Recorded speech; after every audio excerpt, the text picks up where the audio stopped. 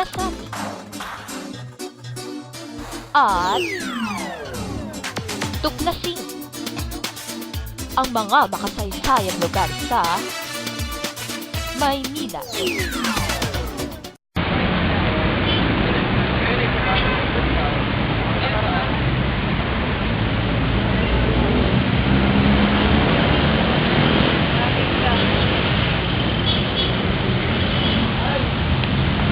Ang Maynila ay sentro ng kalakalan ng ating bansa. Dito, ating makikita ang ibang kasaysayan dito sa lugar na ito. Ngayon ay samahan niyo kaming tumasin ang mga makasaysayang po dito sa Maynila. Tara na, samahan niyo kami at tuklasin ang kasaysayan sa likod ng Maynila.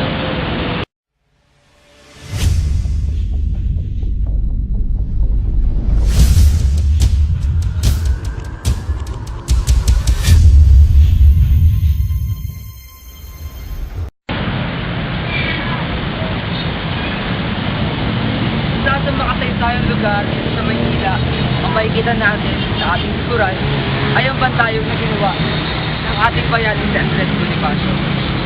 Ito ay pinapakita kung gaano naging bayani si Andres Bonifacio at ang kanyang mga kasama noong panahon ng Kastila.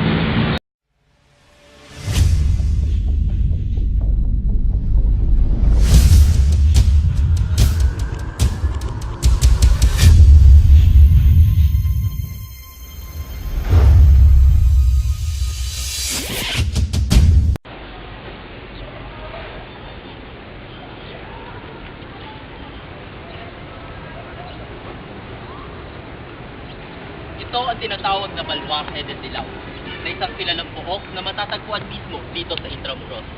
Ito ay pinangalan mula sa tatlong tao na sina San Fernando, San Lorenzo, at San Francisco del Dilao. At ito ay tinatag noong 18th century. Kung totoo niyan, Hari, itinayo ito upang magsilbing harang mula sa Puerto Real at Puerto del Parian. Muli itong itinayo ng Intramuros Administration noong 1983 at ngayon ay sikat na sikat at dinadayo ng mga maraming turista at mga kapwa nating Pilipino. Tama, Romeo.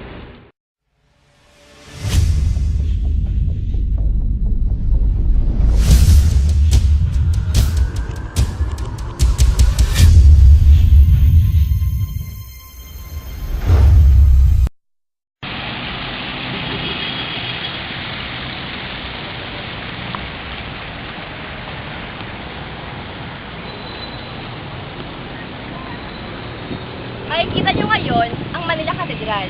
Itinayo ito noong ika-16 na siglo. Ito ay nagsimula lamang sa kubo at maliit na simbahan o kapilya.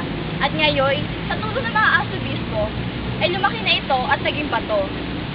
Ito ang Manila Cathedral.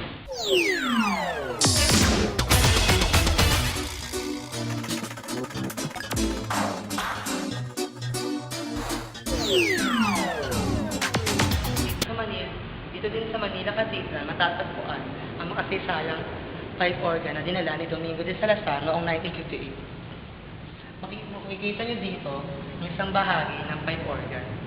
Ang pipe organ ay nagbigay daan at nag-ambag sa ating sining at musika sa ating bansa. Ito, makikita nyo ang ibang bahagi ng pipe organ.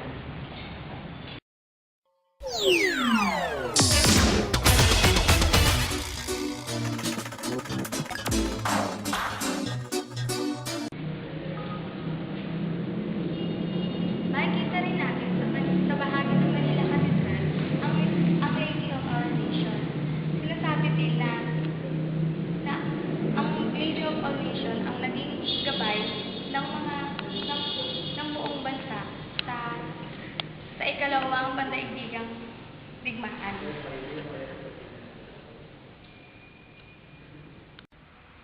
Nandito tayo ngayon sa isang parte ng Manila Cathedral kung saan matatagpuan ang Birhen ng Kapayapaan at ng Puting Nagdarasal. O mas kilala bilang Our Lady of Antipolo. Noong Marso 25, taong 5,500 26. Isang galyon ang dumating.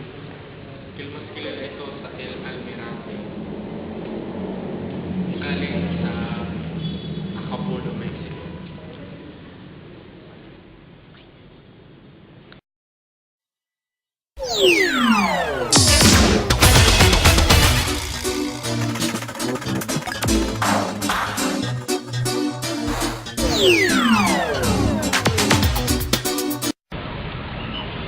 Kaya marami ang nila na. Boss, bali gano'n na kayo katagal mag-ano? Magtitinda ng tao. La. 13 years na ako kung 13 years na po. Saan po kayo lumalagay? Dito lang po ba kayo? Dito lang, dito. Bali magkano naman po yung kita? Pagka ano? Tama lang, normal lang, 300. Wala naman. Beef, yaw! Magkano po ba ang puhunan para po makapagpunta? Ito, kunan ko mga 200. Kala ako din. 200. Tapos kumikita po kayo ng 300. Okay. So yun na po yung pinakamalaki, 500 a day. Bakit dito yung kuna pwede magbenta ng bako? Dito na ako na... May suwi na po kayo dito. Bali sa po ba kayo nakatira? Yes, napalo. Sa Sampaloc po kayo. Bali malapit na po ba dito yun? Kaya dito po kayo. Anong araw? Bali anong araw po pinakamabenta yun? Parehas lang. Bali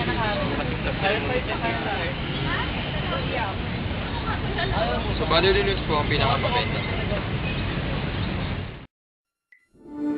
Natunghayan natin ngayon ang mga ilang lugar na makasaysayan na matatagpuan natin sa Maynila. Napatunay lamang na iba ang ganda ng Naiinit na babago. Kaya lubos kami nagpapasalamat sa inyong pagsama sa aming biyahe. Bay, walang saysay, Patungo walang sigla, sa walang makasaysayang kulay. lugar sa Maynila. Ito ang Lakbay Kasaysayan 2010 handog ng BSCS HRM Kasama 318. ang pamilya, barkada at buong grupo para mag-enjoy ng todo. Halika, biyahe tayo nang ating makita ang ganda ng Pilipinas, ang galing ng Pilipino.